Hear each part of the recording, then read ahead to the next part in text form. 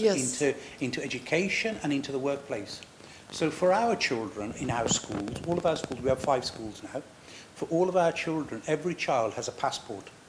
I don't know if you're familiar with the Duke of Edinburgh Awards. Yes, I do. Yeah. The Duke of Edinburgh Awards, you have to collect evidence.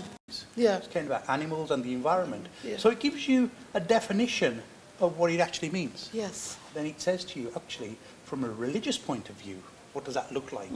And then, when is compassion for others ever inappropriate? Do people ever ignore their primary responsibility? So it's challenging their thinking. And remember, these are young children. Yeah.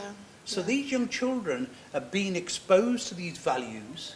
It's a very young age as well. And they embrace them, because like a sponge, they will lap them up. Yes. They will take them on board. And these values were agreed Community. across, absolutely. So you've got creativity, you've got compassion, choice, community, commitment, and contemplation. Those are the main themes. Yes. But then within each of them, you have, so let's take compassion, because we started here. Yes. Caring for others and animals and the environment. Sharing and being generous. Responding to suffering.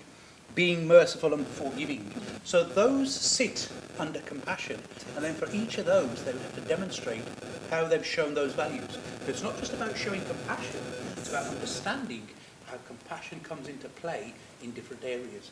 And they do that for all of those, and they will then get those signed off in their passport and prove that they've been living by these values. And these are not for one religion. No, you tell me anything on there that is specifically for a Sikh. You tell me anything on there that is just Christian, or anything on there that is just for Islam. It's not. They cut across all humanity. These are the values of becoming a good human being. And if we start doing this right, we'll have created a template for future generations to emulate, because these values will be part of them.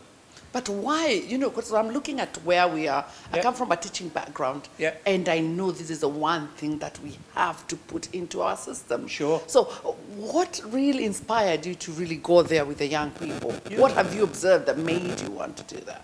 Far too often, we don't get to the root cause of a problem. So, if we have crime, if we have youth violence, if we have youth failing in society, in school, in education, why do they fail? Nobody asks that question. We start trying to fix a symptom rather than the problem.